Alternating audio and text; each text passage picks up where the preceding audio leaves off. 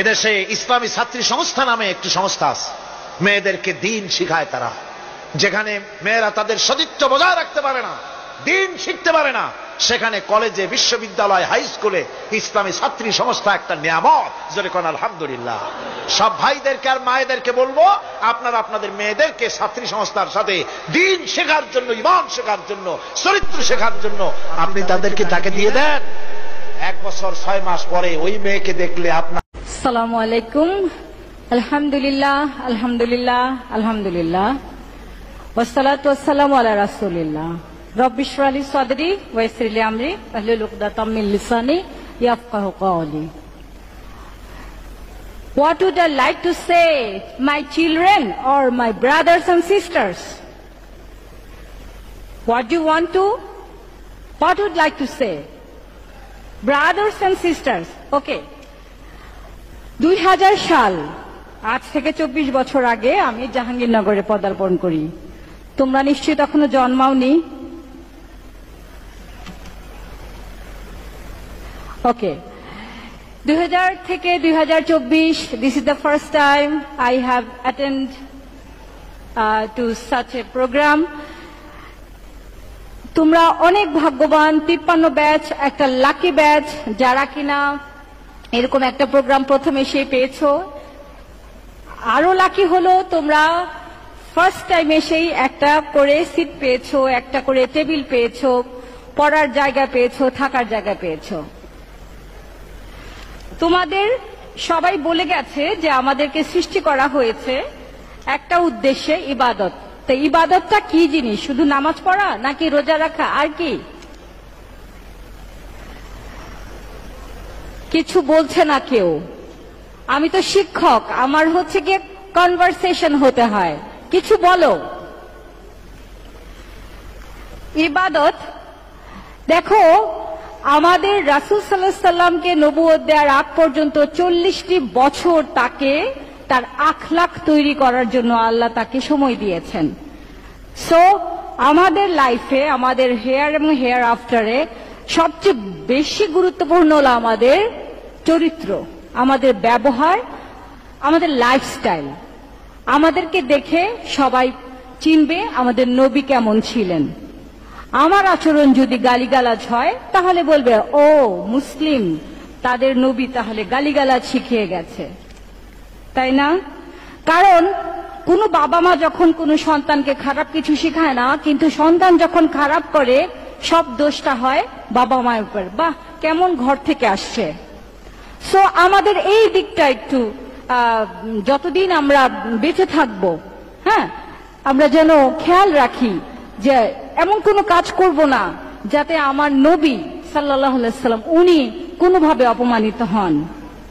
আমাদের হলে, আমাদের বিভাগে ছোট ভাইদের সাথে, বড় ভাইদের সাথে, ছোট আপুদের বোনদের সাথে, বড় বোনদের সাথে আমরা খুব বিনয় সহকারে কথা বলবো। খালা, মামা, অনেক কিছু আছে হলে, সবাইকে সালাম দিব। ছোটদেরকে না, সে কর্মচারী বলে তাকে সালাম দেওয়া যাবে না, এরকম কোথাও নাই, তাই না? যত বিনয়ী আপনি হবেন, যত আপনি জ্ঞানী হবেন, তত বিনয়ী বেশি হবেন আপনি। আমাদের কোথাও বলা নাই যে বেশি বেশি প্রেয়ার, বেশি বেশি আপনি রোজা রাখবেন আর আপনি জান্নাতে চলে যাবেন। সবার আগে আল্লাহকে ভয় এবং ভালো ব্যবহার। আল্লাহকে ভয় করবে, ভালো ব্যবহার করবে, পরিশ্রম করবে। তোমাদের চিন্তা করতে হবে না যে কত রেজাল্ট হলো, কেমন রেজাল্ট হলো। তাকদির তোমাদের তাকদিরে যা লেখা আছে তা পাবেই তুমি। এটার জন্য কখনোই তোমার চিন্তা করতে হবে না। তোমার কাজ একটাই, শুধু প্রেয়ার অ্যান্ড পরিশ্রম। আমি সবচেয়ে বেশি জোর দিব তোমাদের আখলাকের উপরে। তোমরা ব্যক্তিত্ব গঠন করবে। এখানে তোমাদেরকে বড় ভাইরা ডেকে নিয়ে যাবে হলে, আসো মিছিল করি, আর তোমরা শো শো করে চলে যাবে। এগুলো তো হতে পারে না। অনেক কষ্টের বিনিময়ে, অনেক রক্তের উপরে আমরা আজকে এখানে দাঁড়িয়ে আছি। আর যেন রক্ত না যায়। বিশ্ববিদ্যালয়ের একটি মায়ের একটি সন্তানও যেন রক্ত দিতে না হয়, একটি হাতও যেন কোনোভাবে টাচ না হয়, রক্ত তো দূরের কথা। সে 53 ব্যাচ থেকে শুরু হোক ইনশাআল্লাহ। কেউ কোনোদিন কোন রাজনৈতিক দল আমরা কখনোই আমরা যাব না, আমরা কেউ ডাকলে যাব না। অবশ্যই আমরা রাজনীতি করব, কিন্তু হলের বাইরে, বিভাগের বাইরে, হলের বাইরে। হল আমাদের পড়ার জায়গা, ঠিক আছে? রাজনীতি থাকবেই, রাজনীতিবিহীন ইসলামও নয়। আর এই যে একটা, আমি বলবো না যে তোমরা এই গ্রুপেই থাকো, এখানে জয়েন করো, শুধু এতটুকু বলবো, আমার জীবনের একটা কথা বলবো। আমার প্যারেন্টসদের শুধু একটাই চাওয়া ছিল আমার উপরে, ছোটবেলা থেকে, ইভেন ক্লাস 6 থেকে, আমি যেন অন্তত দিনে 3 লাইন করে হলে কোরআন পড়ি অর্থ সহ। 3টা ভার্স, 3টা আয়াত, দরকার নাই তোমার এত বেশি পড়ার। সেই যে অভ্যাস আমাকে, আজকে আমি 43 ইয়ার্স ওল্ড, হ্যাঁ, আমি আজও ছাড়ি নাই আলহামদুলিল্লাহ।